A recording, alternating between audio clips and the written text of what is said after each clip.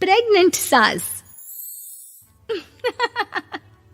जमाना कितना भी बदल जाए, इतना भी नहीं कि बहू घर आए और सास गर्भवती दिख जाए।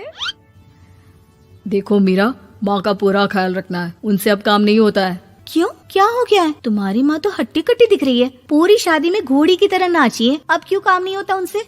वो माँ प्रेग्नेंट है ना, बच्चा होने वाला है। मैं कभी भी भाई बन जाऊंगा इस साल के अंत तक। क्या बोल रहे हो? वो सर पर हाथ रखकर बैठ जाती है। यार, पहले क्यों नहीं बताया? कैसा मजाक है ये?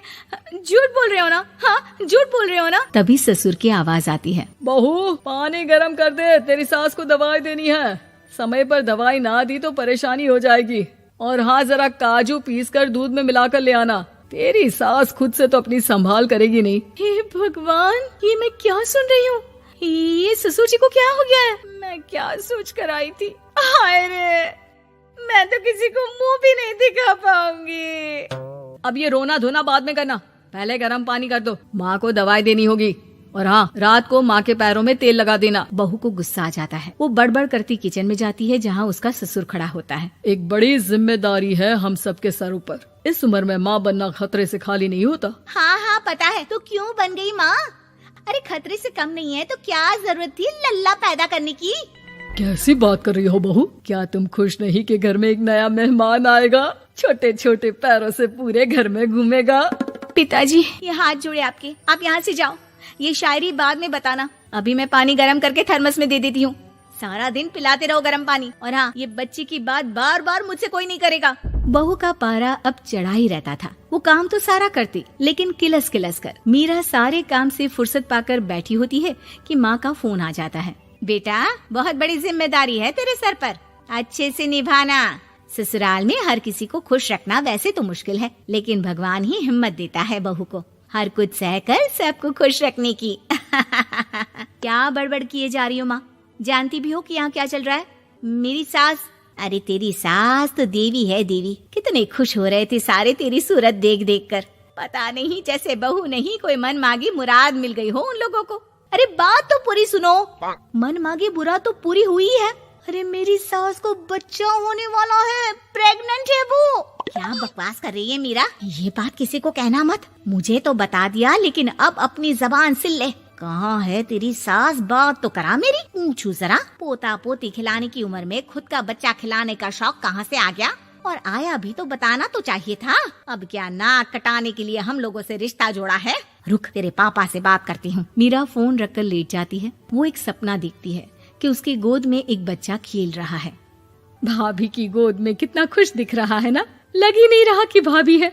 मैं तेरे लिए क्या लाया हूँ, सोने की बालियाँ।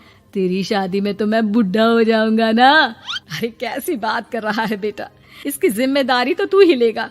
हम लोगों का तो कोई भरोसा नहीं, कब ऊपर वाला उठा ले। बहू को सास को देख देख कर गुस्सा आ रहा था। तभी वहाँ पड़ोसन आ जाती है। अरे बहू, तुझसे तो पूछने से भी डर लगता है कि कब खुशखबरी सुना रही है। अब तो अपनी 1 महीने की ननद की ही जिम्मेदारी संभाल ले, बहुत है। अपने जेवर भी रख देना और पैसे भी जमा करना शुरू कर दे। वो बात आगे बढ़ाती उससे पहले ही बहू जोर से चिल्लाकर उठ जाती है। नहीं नहीं नहीं नहीं, मैं अपने जेवर किसी को नहीं दूंगी। अरे कौन ले रहा है तुम्हारे जेवर? तुम औरतें भी ना सपने में भी जेवर ही संभालती रहती हो। मैंने जो सपना देखा है ना, सुनोगे तो होश उड़ जाएंगे। अच्छा, तुम अपना सपना बाद में बताना, पहले मेरा सुनो। कल मैंने इतना अच्छा सपना देखा कि अगर वो पूरा हो जाता है ना तो मैं तुम्हारे लिए रानी हार बनवा दूंगा। बहू अब सारे गम भूलकर पति का सपना सुनने में लग जाती है। अरे क्या सपना था, बताइए ना। बोलिए भी तो, क्या सपना है? मैं पूरा कर दूंगी अगर बात रानी हार की है तो। बोलिए बोलिए।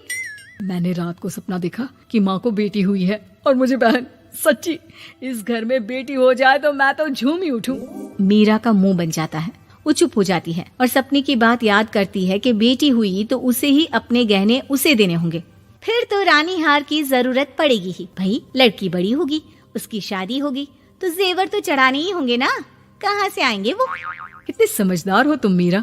मैंने भी यही सोचकर तुम्हारे लिए रानी हार लेने का सोचा था। अरे फूटी किस्मत मेरी जो ऐसा परिवार मिला। मेरे पापा की तो मैं अभी क्लास लगाती हूँ, जो सब जानते हुए भी ऐसे परिवार में मेरी शादी कर दी।